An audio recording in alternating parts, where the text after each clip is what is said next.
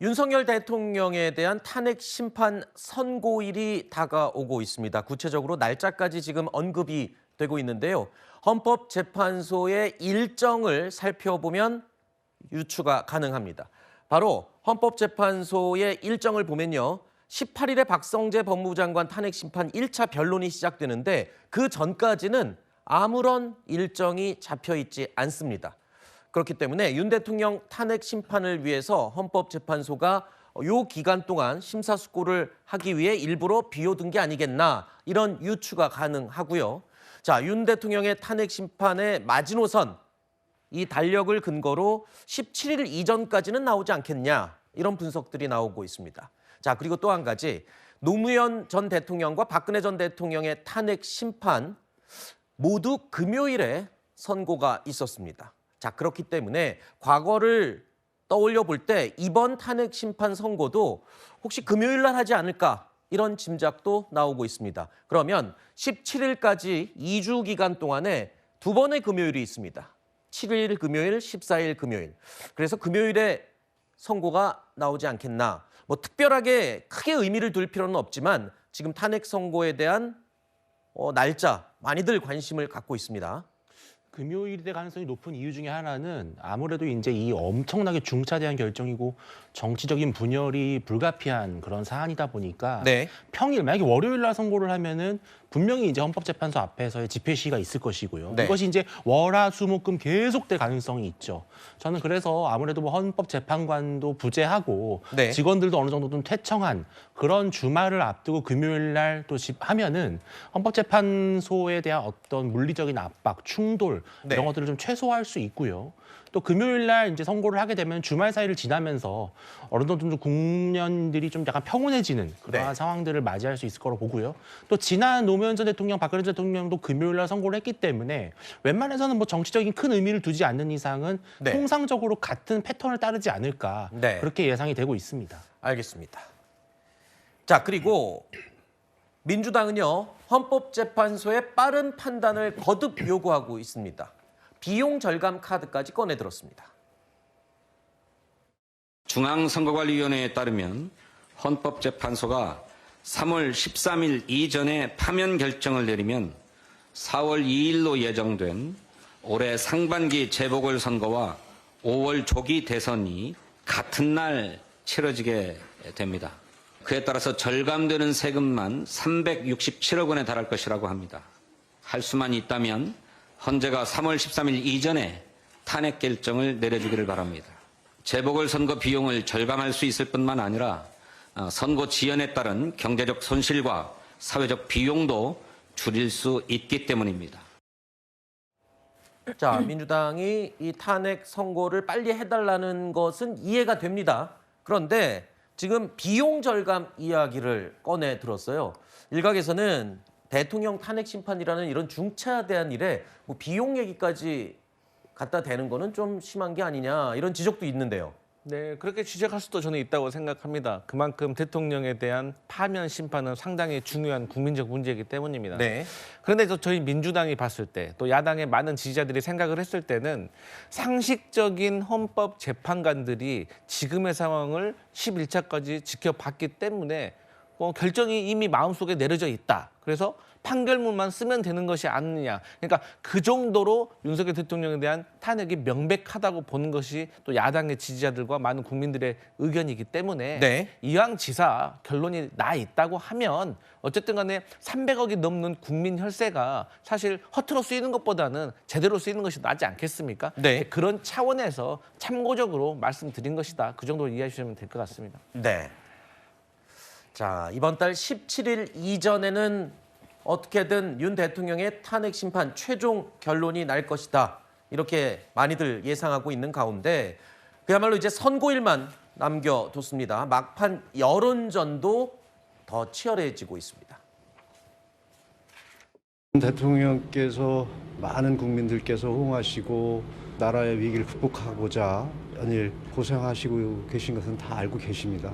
그래서 어쨌든 시작한 계엄이 잘 마무리돼서 처음 시작할 때 목적했던 바를 이루시려고 큰 뜻을 가지고 계시다는 말씀 드릴 수 있을 것 같습니다. 많은 국민들이 자발적으로 나라를 위기로부터 구하시겠다고 행동에 나서시는 모습들을 보면서 계엄의 목적이 어느 정도 달성됐다. 윤석열 대통령 탄핵을 반대하고 그리고 직무 복귀해서 국가 시스템을 정상화시킨다라는 집회 인원이 더 많이 왔죠. 국민의 분노 이게 드러난 거라 생각하고 계몽령이 되고 자유민주주의를 수호하고자 하는 이런 국민들의 열망이 많이 드러났다. 자, 국민의힘도요. 지금 막판 이 여론전에 힘을 보태고 나섰습니다. 국민의힘 원외 당협위원장들은 오늘부터 헌법재판소 앞에서 텐트 농성을 시작했습니다. 장외에서 펼쳐진 막판 여론전. 글쎄요, 헌재의 최종 결론에 영향을 미칠지는 조금 미지수입니다만 저렇게 막판까지 일단은 여론전에 열을 올리는 모습입니다. 어떤 걸 노리고 있는 건가요?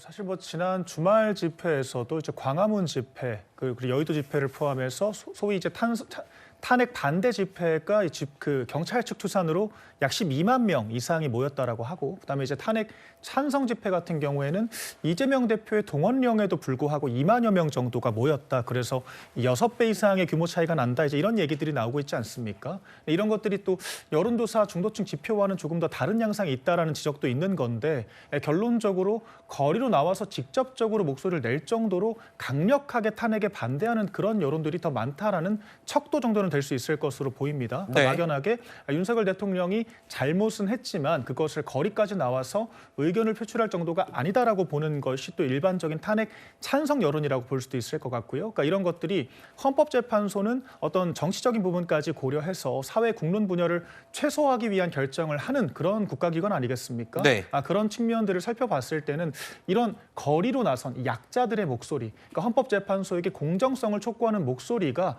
영향이 없을 수는 없다라고 생각을 하고요. 그러니까 헌법재판관들도 국민의 대리인들 중에 한 사람으로서 이런 국민들의 목소리에 귀 기울여야 한다, 이런 말씀도 드리고 싶습니다. 네, 헌법재판소가 이 최종 결정을 내림으로 인해서 국민 분열을 해소시킨다 이렇게 말씀을 하셨는데, 글쎄요, 이게 이번에 탄핵 심판이 나오는 결과에 따라서 국민 분열이 중지될지 아니면 더 분열 양상으로 쪼개질지도 아무도 모르는 상황입니다.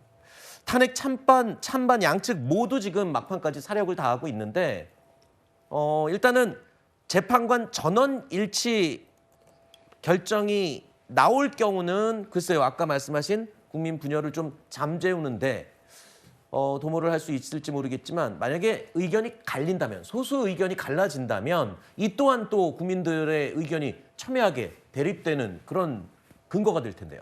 근데 저는 만장일치로 파면 결정이 나올 거라고 생각하고 있습니다. 네. 왜냐하면 과거 박근혜 전 대통령 사례만 보더라도 사실 재판관들의 성향이 중요한 부분은 아닌 것 같아요. 왜냐하면 그때도 이제 보수 재판관들이 다수를 차지하고 있었음에도 박근혜 전 대통령에 대해서는 파면 선고가 만장일치로 내려졌기 때문에 사실 그런 부분에서 이번 사안도 어떻게 보면 박근혜 전 대통령 사안보다 훨씬 더 간명하고 법적으로 위반된 사안들, 그리고 위헌인 사안들이 훨씬 더 분명하게 드러난 상황이기 때문에 저는 뭐 여러 소수 의견이라든지 의견이 갈라지는 상황 없이 만장일치로 깔끔하게 끝날 것이다, 이렇게 보고 있습니다. 네. 근데 그것과 별개로 중요한 것은 지금 좀 극단적인 발언들이 나오고 있다라는 점입니다. 뭐 국민의힘 서천호 의원 같은 경우에는 헌재를 뭐 때려 부숴야 된다, 이런 이야기를 한다던가, 아니면 이 윤석열 대통령마저도 사실은 최근까지의 메시지를 보면 헌재의 결정에 대해서 승복하겠다, 이런 이야기는 안 하고 있단 말이에요. 네. 그렇기 때문에 뭐 헌재의 결정에 따르겠다라는 취지로는 이야기를 했지만, 결과적으로 최후 변론에서 냈던 메시지를 보면 지지층들이 동요할 수 있는 그런 부분들에 대해서 잠재우려는 듯한 메시지는 전무했다라는 점을 고려해 볼 때, 결과적으로 저는 탄핵에서 아무리 탄핵 결정에 있어서 만장일치로 결과가 나온다라고 하더라도 그동안 쌓아 올렸던, 여당과 대통령 측에서 쌓아 올렸던 헌재에 대한 불신이 폭발할 가능성이 있어서 매우 우려스럽다라는 말씀 드립니다. 네, 만장일치를 지금 예상하셨는데 소수 의견이 나올 수도 있어요. 결론을 뚜껑을 열어봐야 될 텐데, 그 소수 의견이 지금 집결하고 있는, 결집하고 있는 이 보수들의 이 목소리를 대변하는 근거가 될 수 있다.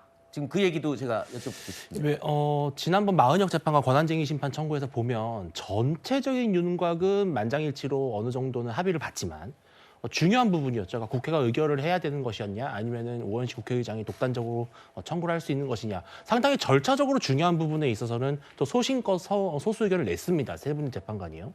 저는 지금 나오고 있는 뭐 집회 인원도 그렇고 또 탄핵이 기각되기를 바라는 국민들의 적지 않은 민심도 봤을 때는 분명히 그러한 민심을 좀 어느 정도 소화해 줄 수 있는 헌법재판관들의 보충 의견, 소수 의견, 개별 의견이 나올 것이라고 봅니다. 만약에 예를 들어서 큰 틀에서 대승적으로 국론의 분열을 막자는 차원에서 혹은 특정 재판관에 대한 어떤 공격, 압박 이러한 것들을 피하기 위해서 네. 그냥 만장일치로 하자 이렇게 대체적인 결론을 낼지라도 예를 들어서 내란 혐의에 대해서는 판단을 달리한다든지요. 아니면 윤석열 대통령에게 방어권이 보장될 필요가 있다라든지 네. 그런 여러 가지 보충 의견에 있어서는 충분히 보수층의 또 민심을 반영하는 그러한 의견이 나올 수도 있다. 또 충분히 가능성이 있는 것 같습니다. 네.